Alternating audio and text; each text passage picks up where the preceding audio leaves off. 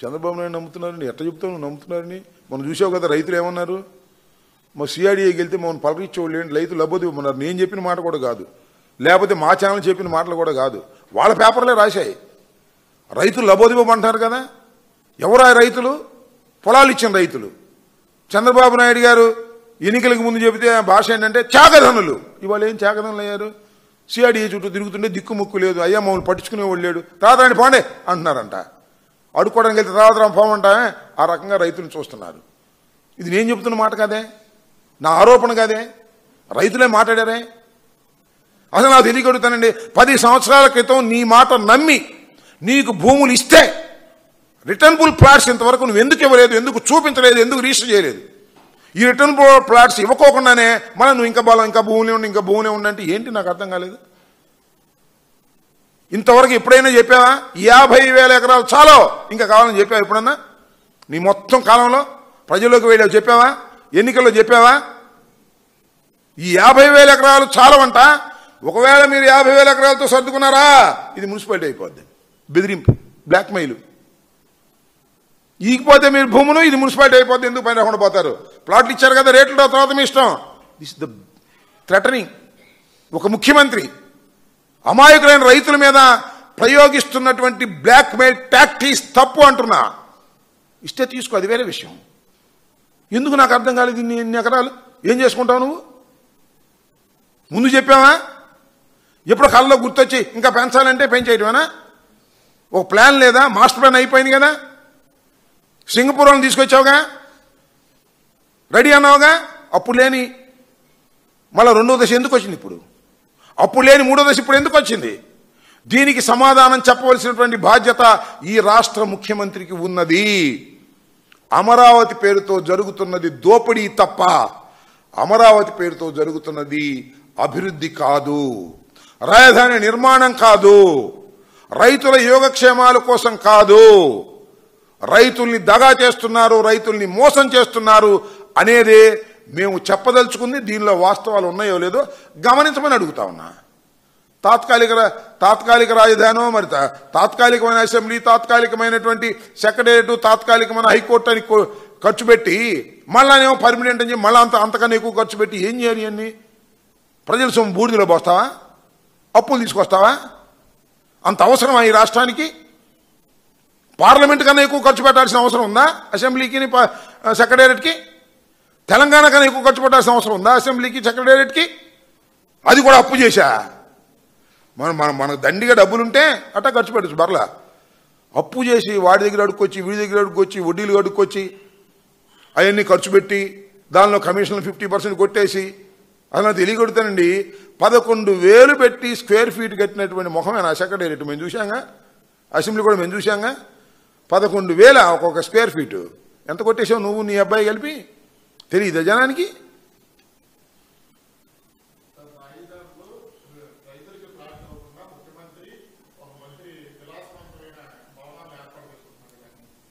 చేసుకుంటారు మరి, అంతేగా. ఒక మంత్రి ఎవరబ్బా? ముఖ్యమంత్రి కట్టుకుంటున్నాడు ఇల్లు. నారాయణ గారు ఇల్లు కట్టుకుంటాడు, ముఖ్యమంత్రి గారు ఇల్లు కట్టుకుంటారు అద్భుతంగా. జగన్మోహన్ రెడ్డి గారిని ప్యాలెస్ అంటారు. రేపు చూడండి వాళ్ళు ఎంతంత ప్యాలెస్ కడతారో. ఇక్కడ ఈయన కూడా కడుతున్నాడు, చూశారుగా మీరు. ఎవరు? ఉప ముఖ్యమంత్రి గారు పెద్ద గోడ కడుతున్నాడు, చూశారు మీరు? ఇప్పుడున్నా చూడనట్టు పోతున్నాడు రోడ్డు అమ్మట. ప్రభుత్వం ఇద్దప్పుడు అన్ని కట్టేస్తున్నారు. నారాయణ గారు ఇల్లు కట్టేస్తాడు, చంద్రబాబు నాయుడు గారు ఇల్లు కట్టేస్తాడు. ఎన్ని ఎకరాలు చంద్రబాబు నాయుడు ఉంది? 5 ఎకరాలు. ఇదేమో తాడేపల్లి ప్యాలెస్ అన్నారు. మరి అది ఎట్లా ఉంటుందో చూద్దాం. ఇది కొట్టేస్తున్నారు. మరి మన డిప్యూటీ సీఎం గారు పెద్ద గోడ ఎలుగుతుంది అక్కడ. అధికారం ఇద్దరికి అన్నీ లేచిపోతాయి, ప్లాట్లు మాత్రం ఇవ్వరు. రైతులు తాము పండించుకున్నటువంటి భూములు ఎకరం 2 ఎకరాలు ఇస్తే రిటర్నబుల్ ప్లాట్స్ ఇస్తామని చెప్పి మోసం చేయటం కాదా? 10 సంవత్సరాల దాకా ఇవ్వలేదే. నువ్వు ఆలోచించుకో. నీకే 1 ఎకరం భూమిని ఇచ్చావు అనుకో, రిటర్నబుల్ ప్లాట్ ఇంతవరకు ఇవ్వలేదనుకో, ఎంత బాధపడతాడు వాడి జీవితం? ఏం కావాలి? సరే ఏదో 50 ఎకరం 100 ఎకరం నాలాంటి వాడు కొనుక్కుని ఇస్తే అది వేరే విషయం. ఇన్సైడర్ ట్రేడింగ్ చేసుకుని ఇచ్చారుగా, కొనటం ఇవ్వటం. అది అక్కడెక్కడో ముందన్నారు, తర్వాత తీసుకొచ్చి ఇక్కడ పెట్టారు. ఈ లోపల కొనుక్కునేవాళ్ళు. మన ఈనాడు వారు వాళ్ళు వీళ్ళు శుభ్రంగా కొనుక్కున్నారు, అన్నీ చేశారు. ఇవన్నీ పచ్చి మోసం దగ. అమరావతి అనేదాన్ని ఒక అంతులేని కథగా చేసి అమరావతి రైతులందరినీ సర్వనాశనం చేసి కాంట్రాక్టర్లని చంద్రబాబు నాయుడు గారు మంత్రులు బాగుపడే కార్యక్రమం తప్ప రైతుల్ని సర్వనాశనం చేసే కార్యక్రమంలో ఇవాళ చంద్రబాబు నాయుడు గారు నిమగ్నమై ఉన్నారు. రైతులంటే అందరు రైతుల సంగతి దేవుడు ఎరుగు. అందరు రైతులు ఎట్టాగో సర్వనాశనం చేస్తున్నాడు. ధాన్యపు రైతు, పత్తి రైతు, మిర్చి రైతు, శనగ రైతు అందరూ అలో లక్షణమని ఏడుస్తూనే ఉన్నారు.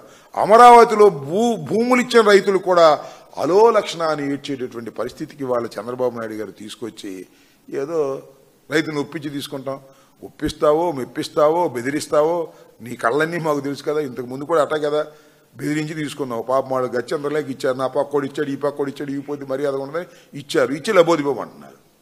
మొన్నదాకానేమో జగన్మోహన్ రెడ్డి గారు అన్నారు. ఇప్పుడు ఆయనే వచ్చాడుగా. అరే జగన్మోహన్ రెడ్డి గారి టైంలో ఉన్నంత రేటు కూడా లేదేమో, నాకు అర్థం కాలేదు. అమరావతిలో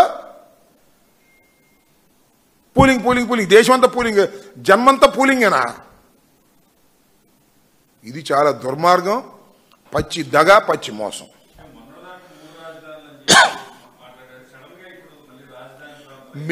మేము 3 రాజధానులని మాట్లాడిన మాట నిజం, దీనిలో ఏమి సందేహం లేదు కదా. చంద్రబాబు నాయుడు గారు ఒక రాజధాని అని మాట్లాడిన మాట నిజం. ఆయన వచ్చాడు అధికారంలోకి, ఒక రాజధాని చేస్తున్న వ్యవహారం మీద మేము చెబుతున్నాం. మేము 3 రాజధాని చేయమంటలేదు చంద్రబాబుని. ఆయన ఒక రాజధాని అని చెప్పాడు. ఈ రాజధాని అద్భుతం అన్నాడు, ప్రపంచంలోనే ప్రపంచ స్థాయి రాజధాని అన్నాడు. మా కర్మ కాకపోతే ఆంధ్రప్రదేశ్కి ప్రపంచ స్థాయి రాజధాని ఎందుకయ్యా స్వామి? అంటే ఢిల్లీ కన్నా పెద్ద రాజధాని అనమాట, అంతేగా. ఏంటో అంత గొప్ప మనం, నాకు అర్థం కాలేదు. అదే తినడానికి తిండి లేదు, మీసాలకు సంపేంగ నూనెని, రైతులకు గిట్టుబాటు ధర లేదు, సంక్షేమ కార్యక్రమం అమలు చేసే శక్తి లేదు.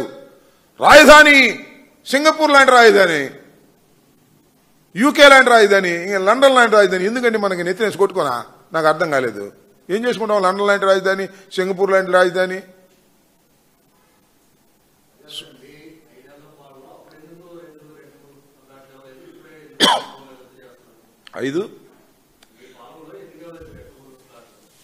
ఇప్పుడు మా పాలనలో ఇవ్వలేదనేగా వాళ్ళందరూ మా మీద ఎగబడింది, ఉద్యమాలు చేసింది. నీకు అత్యంత ప్రియమైనటువంటి వ్యక్తి వచ్చాడు కదా చంద్రబాబు నాయుడు గారు. అసలు భూమి తీసుకున్న ఆయన కదా, మేం కాదుగా. షరతులు పెట్టింది ఆయన కదా, మేం కాదుగా. ఆయన ఇవ్వలే, ఎందుకు ఇవ్వడు? అప్పుడు ఎందుకు ఇవ్వలేదు, ఇప్పుడు ఎందుకు ఇవ్వలేదు? ఇచ్చాడంట, అదే చూపించాడంట. పలానోటి దగ్గర ఉంది, అక్కడ ఉంది తీసుకోమని. అక్కడికి వెళ్తేనే అది నా పొలం అంటున్నాడు ఇవ్వడు. అంటే పూలింగ్లో లేని భూమికి ఇచ్చేశారు. That is the vision of Chandrababu Naidu. So ఇది చంద్రబాబు నాయుడు గారు ప్రవేశపెట్టినటువంటి ఒక విధానం ద్వారా, కొత్త విధానం ద్వారా రాజధాని నిర్మాణం చేస్తున్నారు. ఎక్విజేషన్ లేదు, పూలింగ్ అన్నారు. పూలింగ్ తీసుకున్నారు, 50,000 ఎకరాలు తీసుకున్నారు. ఇది ఒక పెద్ద కథ. చాలా పెద్ద ఎత్తున మొబిలైజ్ చేశారు. కౌలు ఇస్తామన్నారు, రిటర్నబుల్ ప్లాట్స్ ఇస్తామన్నారు, అద్భుతమైన ప్లాట్స్ తయారు చేసి ఇస్తామన్నారు. ఒక్కొక్క గజం 1,00,000 2 లక్షలు అవుద్దన్నారు. అన్ని కలలే తప్ప రైతులు వెళ్తే పలరిచ్చేవాళ్ళు లేడే, చీప్ అమ్మంటున్నారు. అది ఉన్న పరిస్థితి. మమ్మల్ని వచ్చి అప్రోచ్ అవ్వాలా ఏంటి? అప్రోచ్ అవసరంలా. ప్రజలు ఏం బాధపడుతున్నారో వాటి గురించి అడ్రస్ చేస్తాం. వాళ్ళే తిరగబడతారు సమయం వచ్చినప్పుడు. కడుపు గాలితో ఏం చేస్తారు? ఇప్పుడు అసలు వాళ్ళు ఇంతవరకు పోరాటం మొదలెట్టలేదు కదా. వాళ్ళు అసంతృప్తి వ్యక్తం చేస్తున్నారు. వాళ్ళకి మేము జరిగినటువంటి అన్యాయం గురించి మేము చెబుతున్నాం. Chandrababu is a cheater.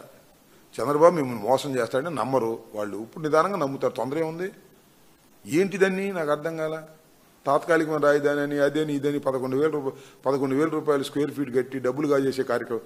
Chandrababu Naidu గారు మేము చెప్పదలుచుకుంది ఏంటంటే, అమరావతి మీద ఆయనకి చిత్తశుద్ధి లేదు, రైతుల పక్షాన చిత్తశుద్ధి లేదు. కేవలం డబ్బులు కాజేయడానికి చిత్తశుద్ధి. సెల్ఫ్ ఫైనాన్స్ సిటీ అని చెప్పి అప్పులు తీసుకొచ్చి కోట్ల రూపాయలు ఖర్చు పెట్టి డబ్బులు చేసుకుంటున్నాడు అనేది మా ఆరోపణ. ప్రజలు అర్థం చేసుకుంటారు, వాళ్లే అవసరమైనప్పుడు తిరగబడతారు. మా మద్దతు అయినప్పుడు ఇస్తాం, that is a different matter. ముందు కానివ్వండి, ఏం జరుగుతుందో. ఇప్పుడు జరుగుతున్నటువంటి విధానాన్ని చెప్పవలసినటువంటి బాధ్యత, ప్రభుత్వం మీద ఒత్తిడి తీసుకురావాల్సినటువంటి బాధ్యత ఒక అపోజిషన్గా, ప్రత్యర్థి రాజకీయ పార్టీగా మాకుందని భావించి రైతుల పక్షాన గొంతెత్తి చెబుతున్నాం. అది